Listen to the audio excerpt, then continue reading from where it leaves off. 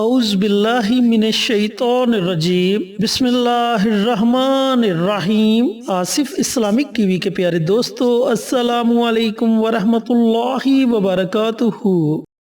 اللہم صلی علی محمد وعلی آل محمد کما صلیت علی ابراہیم وعلی آل ابراہیم انک حمید مجید۔ اللہم بارک علی محمد وعلی آل محمد کما بارکت علی ابراہیم وعلی آل ابراہیم انک حمید مجید۔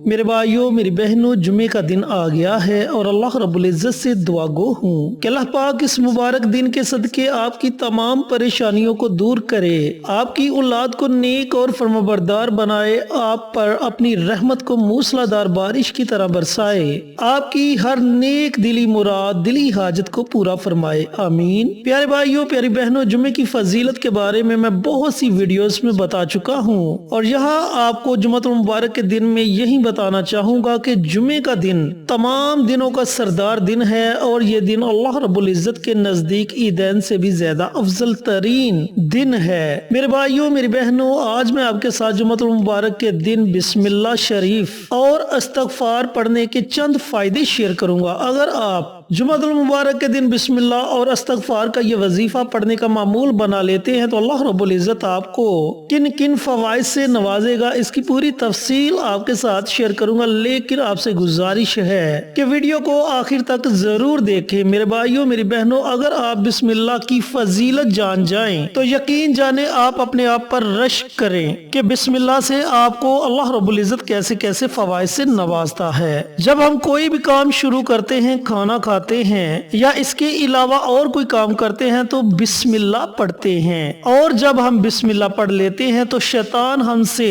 کئی کلومیٹر دور بھاگ جاتا ہے، اور جب ہم کسی بھی کام کو شروع کرنے سے پہلے بسم اللہ نہیں پڑھتے تو اس میں شیطان شامل ہو جاتا ہے۔ حضرت عثمان بن عفان رضی اللہ تعالی عنہ نے رسول اللہ صلی اللہ علیہ وآلہ وسلم سے بسم اللہ الرحمن الرحیم کی نسبت سوال کیا تو آپ صلی اللہ علیہ وآلہ وسلم نے فرمایا کہ یہ اللہ رب العزت کا نام ہے۔ اللہ تعالیٰ کے اسم اعظم میں اور اس میں اس قدر نزدیکی ہے جیسے آنکھ کی سیاہی اور سفیدی میں نزدیکی ہے۔ ایک اور جگہ آپ صلی اللہ علیہ وآلہ وسلم نے فرمایا مجھ پر ایک ایسی آیت اتری ہے کہ کسی نبی پر سوائے حضرت سلیمان علیہ السلام کے نہیں اتری، وہ آیت بسم اللہ الرحمن الرحیم ہے۔ حضرت جابر بن عبداللہ سے روایت ہے کہ جب بسم اللہ الرحمن الرحیم کا نزول ہوا تو بادل اور مشرق کی طرف سے چلنے والی ہوائیں ساکن ہو گئیں، سمندر ٹھہر گئے، جانوروں نے سننے کے لیے کان لگا لیے اور شیاطین پر آسمان سے انگاروں کی بارش برسائی گئی، اور اللہ رب العزت نے اپنے جلال و عظمت کی قسم کھا کر فرمایا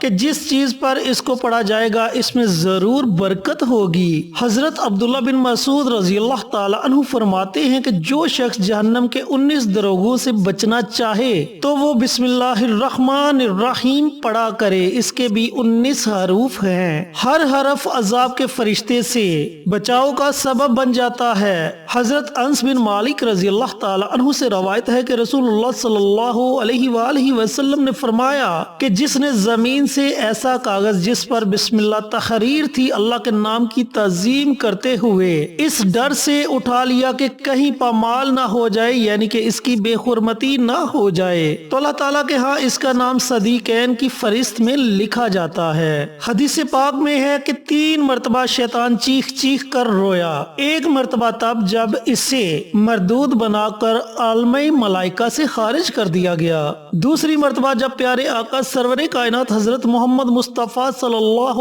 علیہ وآلہ وسلم کی ولادت مبارک ہوئی، اور تیسری مرتبہ جب سورت فاتحہ بسم اللہ شریف کے ساتھ نازل ہوئی۔ تو میرے دوستوں، میرے بھائیوں، میری بہنوں، بسم اللہ کی تعریف اگر یہاں میں بیان کرنا شروع کر دوں تو ویڈیو بہت زیادہ لمبی ہو جاتی ہے۔ آپ انہی احادیث مبارکہ سے سمجھ جائیں کہ بسم اللہ کی کتنی زیادہ فضیلت ہے، اور اسی طرح استغفار کی بڑی فضیلت ہے۔ یہ ایسا عمل ہے جو اللہ رب العزت کو بہت زیادہ محبوب ہے، اور اللہ رب العزت فرماتا ہے کہ اے میرے بندے، اگر تو اپنے گناہوں سے زمین اور آسمان کے خلا کو پر کر دے، یعنی کہ بر دے، اور تو سچے دل سے میرے آگے آ کر توبہ استغفار کرے، مجھ سے معافی مانگے، تو میں تیرے تمام گناہوں کو معاف کر دوں گا۔ میرے دوستوں، میرے بھائیوں، میری بہنوں، کتنا رحیم، کتنا کریم ہے وہ رب جو ہماری توبہ کا انتظار کر رہا ہے کہ میرا بندہ کب میرے سامنے آ کر روئے، گڑ گڑائے، مجھ سے توبہ استغفار کرے اور میں اسے معاف کر دوں۔ وہ رب ہماری توبہ کا انتظار کر رہا ہے جو 70 ماؤں سے بھی زیادہ ہم سے محبت کرتا ہے۔ وہ کبھی نہیں چاہتا کہ اس کا بندہ جہنم کی آگ میں جلے۔ میرے دوستوں، میرے بھائیوں، میری بہنوں، ابھی بھی موقع ہے، اللہ تعالیٰ سے توبہ استغفار کر لے، اپنے گناہوں کی معافی مانگ لے، وہ ضرور معاف کر دے گا انشاءاللہ۔ چینل پر نئے آنے والے دوستوں سے گزارش ہے کہ چینل کو سبسکرائب کر کے ساتھ گھنٹی کے بٹن کو دبا کر آل نوٹیفیکیشن پر کلک کر دیں تاکہ میری ہر نئی آنے والی ویڈیوز کی اپڈیٹ آپ تک بر وقت پہنچتی رہے۔ جزاک اللہ۔ اب وظیفہ پڑھنے کا طریقہ کار اچھی طرح سن لیں اور سمجھ لیں کہ وظیفے کو آپ نے کیسے پڑھنا ہے۔ میرے دوستوں، میرے بھائیوں، میری بہنوں، یہ وظیفہ، یہ عمل آپ کسی بھی مقصد کے لیے، کسی بھی حاجت کے لیے پڑھیں گے تو اللہ رب العزت اس میں آپ کو ضرور کامیابی عطا فرمائے گا، لیکن آپ کی نیت پکی ہونی چاہیے، آپ کا ارادہ پختہ ہونا چاہیے۔